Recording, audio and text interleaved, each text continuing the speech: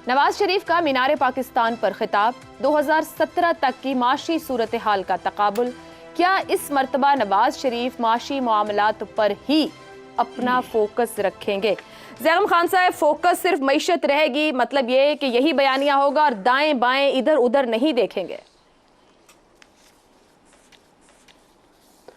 कुछ बुजुर्ग जो हैं वो अपनी जवानी की तस्वीरें अपनी प्रोफाइल पर लगाकर मासूम लोगों को मुतासर करने की कोशिश करते हैं।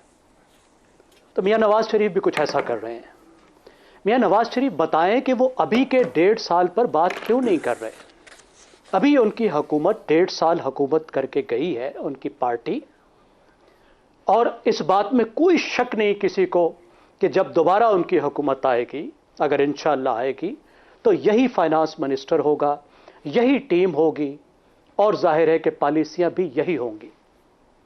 तो फिर मईशत कैसे मुख्तलिफ होगी?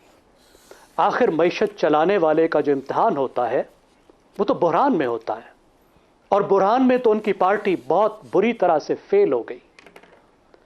ग्रोथ रेट जो 5% था वो -0.5% हो गया। महंगाई 11% से 33% पे चली गई। शरह सूद 22% पे चली गई। अक्सर आशारिये आपके डिफॉल्ट लेवल पर चले गए, और वजह क्या थी?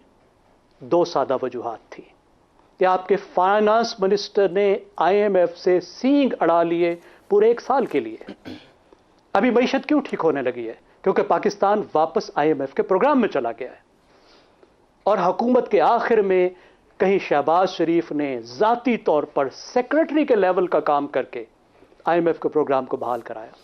और दूसरी बात थी कि आपके लाडले फाइनेंस मिनिस्टर ने डॉलर के रेट को, एक्सचेंज रेट को अपनी अना का मसला बना लिया।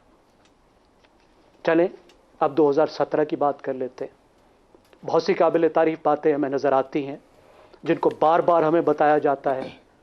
महंगाई कंट्रोल में थी, ग्रोथ रेट अच्छा था, बिल्कुल, लॉ एंड ऑर्डर की सिचुएशन बेहतर थी, CPEC उस दौर में आया, बिल्कुल, मैं भी बड़ी तारीफ कर रहा था, कॉलम पे कॉलम छाप रहा था। फिर 2018 में क्या हुआ? हमें मालूम हुआ कि ये सारी तरक्की जो नजर आ रही थी ये वो महल था जो रेत के ऊपर तामीर हुआ था। और 2018 में पाकिस्तान का बदतरीन बहरान आया। मुस्लिम लीग नवाज के आखिरी साल की बात कर रहा हूं। $18 बिलियन का करंट अकाउंट डेफिसिट आया, 2.25 ट्रिलियन का आपका बजट खसारा हुआ। और यह अचानक नहीं हुआ, इस वजह से हुआ कि पिछले 4 साल जो भी आपको अच्छी चीजें नजर आई थी वो उधार और इमदाद की वजह से थी। आपकी एक्सपोर्ट्स 8% कम हो गई थी बजाय बढ़ने के। आपकी इंपोर्ट्स जो हैं वो 40% बढ़ गई थी। बुनियाद खोखली हो गई थी और दीवार ऊंची हो गई थी। और जो CPEC के पैसे थे वो फाइनेंस मिनिस्टर साहब ने रुपए को मजबूत बनाने पर लगा दिए थे, और वो मजबूती आपकी एक्सपोर्ट्स को भी खा गई थी और आपकी इंपोर्ट्स को बढ़ा गई थी। तो मसला कहां है? मसला ये है कि इन 4 दौरे हुकूमतों में, जिसमें नवाज शरीफ साहब ने ज़ाती तौर पर 3 साल 3 दफ़ा वज़ीर आज़म जो हैं उसके तौर पर काम किया है, कोई स्ट्रक्चरल रिफॉर्म नहीं की। मुकम्मल नहीं कर पाए, उनके कहते हैं देखें जी कभी मुकम्मल नहीं करने दिया, बिल्कुल ठीक है, किसी वज़ीर आज़म को उनका काम मुकम्मल करने नहीं दिया गया। लेकिन बता दें कि स्ट्रक्चरल रिफॉर्म शुरू कौन सी की गई? सिवाय 3 बैंकों के बेचने के, उनके क्रेडिट में मईशत के रिफॉर्म की कौन सी चीज है? ठीक, मसला यह कि मुस्लिम लीग नवाज मरात याफ्ता तबके की मईशत चलाती है, सरमायादारों की मईशत चलाती है, दुकानदारों की मईशत चलाती है, टैक्स ये नहीं देना चाहती, मरात ये बेतहाशा देना चाहती है। तो इस वक्त जो सवाल पूछना है साहब, फिर आप जब वो माशी मामलात आपने उनके सवालिया निशान बना दिए, उनका विजन ही सवालिया निशान बना दिया, तो फिर बाकी वो करेंगे क्या? जी, तो इसीलिए करने की बात यह है, जो मेरा सवाल है जो उन्हें करना चाहिए वो बताएं कि इस बार वो क्या मुख्तलिफ करेंगे। ठीक है, ये मत बताएं कि they will deliver more of the same, कि जो पहले कारनामे किए वही कारनामे करेंगे, वो हमें मालूम है। ठीक है, उनका मईशत पे प्रोपेगेंडा बहुत अच्छा है, मुतासर कर लेते हैं लोगों को मईशत के मामले में कम अज कम, लेकिन हमें बताएं कि इस बार क्या मुख्तलिफ होगा, उनका रिफॉर्म का क्या एजेंडा होगा। वो ये सवाल है जो हमें उनसे पूछने की जरूरत है। दुरुस्त है। अफसार साहब, 3 दफा के मुंतखब वजीर आजम, खिते के तजर्बाकार तरीन सियासी रहनुमा नवाज शरीफ साहब का फोकस, क्योंकि अगर खिताब भी मीनार पाकिस्तान का देखा जाए माशी मामलात हैं, मगर मुबैना तौर पर सिस्टम की हिमायत का जो तासुर उनकी मुखालिफ सियासी जमातें मुस्तकिल रोजाना की बुनियाद पर उठा रही हैं, वो उनके सियासी प्रोफाइल को कमजोर तो नहीं कर रहा, और जो फोकस है वहां विजन होगा? सिस्टम की मुखालफत या हिमायत?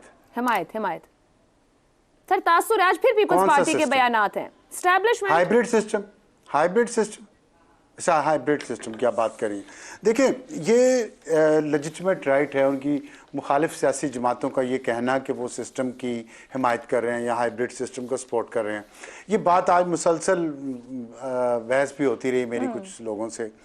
बात यह है कि जो सियासतदान होता है वो सियासतदान है, वो इनकलाबी नहीं है, वो चेयरमैन माओ नहीं है, ना ही वो इमाम खुमैनी है, ना ही उन्होंने कभी दावा किया, ना मैंने सुना है। और पाकिस्तान की जितनी सियासी, ये दोनों सियासतदान थे, सब सियासी जमातों के सियासतदान भी थे आप कह सकते हैं, लेकिन वो इनकलाबी सियासतदान थे। हमारे यहाँ जो पॉलिटिक्स है ना, जो वेस्टमिनिस्टर स्टाइल ऑफ पॉलिटिक्स है, जो ब्रिटिश पार्लियामेंट्री सिस्टम है हमारे यहाँ, वो उसमें इनकलाब नहीं हो, उसमें रेवोल्यूशन नहीं होता, उसमें एवोल्यूशन होता है। तो देखिए, अगर तो बात जैगम साहब की ठीक है कि वो सियासतदान भी है, हमारे सियासतदान वैसे नारा लगा सकते हैं कि मैं इनकलाब ले आऊंगा, इनकलाबी है नहीं। और मैं भी नहीं समझता, मैं ज़ाती तौर पे भी, मुझे जितना मैं पाकिस्तान के कल्चर को या यहाँ के मिजाज को जानता हूँ, यहाँ इनकलाब वगैरह कोई नहीं आना। हमारे यहाँ एवोल्यूशन है, वो ही आ जाए तो बड़ी बात है, कुछ कई सालों में हम थोड़ी सी तरक्की कर जाएं तो बड़ी बात है। तो मैं ये समझता हूँ ये तो उनकी मुखालिफ सियासी जमातों का हक है, वो कहेंगे। जैसे पीटीआई को कहा जा रहा था कुछ अर्सा पहले तक, वो पावर में आई थी, जो पावर में होगा उस पर इल्ज़ाम लगेगा, वो कुछ भी करेगा। लेकिन पावर पॉलिटिक्स की अपनी डायनामिक्स होती हैं, अपनी लिमिटेशंस होती हैं। वो जो भी सियासी जमात पावर में आएगी उसको एहसास करना पड़ेगा। जैसे खान साहब कहते थे कि मुझे आर्मी चीफ कहे या DGIS कहे, मैं तो उसको घर भिजवा दूंगा, मैं तो इस्तीफा दे दूंगा। लेकिन उन्होंने दोनों काम नहीं किए, उन्होंने किए, वो हालांकि इनकलाबी होना कह रहे थे। तो यहाँ तक नवाज शरीफ की बात है ना, मैं जितना ज़ाती तौर पे उनको जानता हूँ और जो मैंने देखा हुआ, मेरा ये ख्याल मैं कह रहा हूँ कि वो मईशत पे फोकस रखेंगे, क्योंकि उनकी पॉलिटिक्स मईशत के गिर्द घूमती है। उनका जो विजन है ना, वो इस बात पे फोकस्ड है कि लोगों के घर में जब तक खुशहाली नहीं आएगी हम आगे नहीं बढ़ सकेंगे। और खुशहाली आने से बहुत सारे जो तनाज़ात हैं ना, वो वैसे ही हल हो जाते हैं। जो इस वक्त ज़िंदगी मौत का मसला बने होते हैं ना, अगर आपकी मईशत ठीक हो तो कुछ मसले तो वैसे ही ख़त्म हो जाते हैं। तो इसलिए मैं तो ये समझता हूँ कि वो इस पर फोकस करेंगे। और इसकी एक वजह है, जब वो कलसूम नवाज साहिबा की मौत के बाद कुछ दिनों के लिए उनको ज़मानत मिली थी, तो मैं उस वक्त उनसे मिलने गया था। और उस वक्त वहाँ कुछ लोग, बहुत उनके करीबी लोग बैठे हुए, तो वहाँ ये बात हो रही थी। और उस वक्त परवेज़ मुशर्रफ को सैक करने की बात हुई। जिस वक्त परवेज़ मुशर्रफ को सैक किया गया था और वो श्रीलंका से वापस आ रहे थे, और उस पर फिर मार्शल लॉ लगा दिया परवेज़ मुशर्रफ के साथियों ने। तो मैं ये कह रहा था कि ये आपने ठीक किया था। नवाज शरीफ साहब का ये मौक़िफ़ था कि मैंने शायद मुझे वो काम नहीं करना चाहिए था, क्योंकि मुल्क को आगे ले जाना ज़्यादा ज़रूरी था। हम उसके बाद ये मुल्क या इसके अवाम बहुत पीछे चले गए हैं। ये मैं आपको वो बात बता रहा हूँ जो आज तक मैंने कभी नहीं की, शायद उन्होंने भी नहीं कभी की। तो ये उनके, मैं अंदर उनके जो दिल है ना, वो क्या सोचते हैं मैं वो बता रहा हूँ। चाहे इस पे उनको सियासी नुकसान भी हो, वो इंडिया के साथ ताल्लुकात। एक इलेक्शन था 2013 का इलेक्शन था। इलेक्शन वाले दिन इंडियन जर्नलिस्ट उनके पास मिलने आए। उस दिन उन्होंने कहा वोट डालने से पहले कि मैं इंडिया से ताल्लुकात बेहतर करना चाहता हूं। हालांकि ये बात उनके खिलाफ जा रही थी, लेकिन वो फिर भी ये बात कह रहे थे। तो इसलिए वो उनका जो मौक़िफ़ है ना, वो रीजनल कोऑपरेशन और मईशत की बहाली है। और इसका सबूत भी एक मैं आपको दूं, जो 4 साल उनका पिछला दौर हुकूमत था ना, मुख्तसर बात करूंगा, उसमें उनके खिलाफ क्या कुछ हुआ।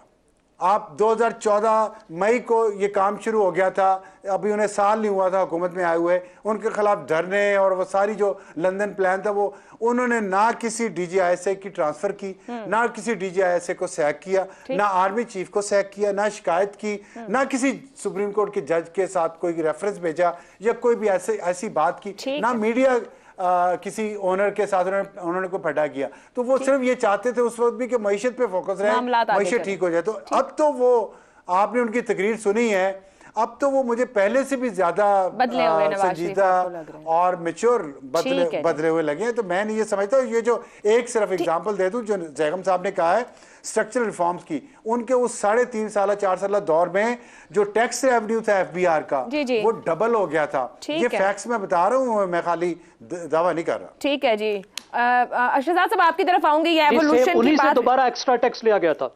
जी। टैक्स रिफॉर्म नहीं किए गए जी। थे, सिर्फ टैक्स ज्यादा लिया गया था, दुरुस्त। उन्हीं लोगों से लिया गया था जो पहले ये से अलग बहस है जो Direct आपने रेत पर taxation महल में तामीर कोई करने इजाफा की नहीं। बात की, वो 4 साल कोई बाद रिफॉर्म कहा नहीं था, हुई फिर थी। किसी दिन बहस करेंगे।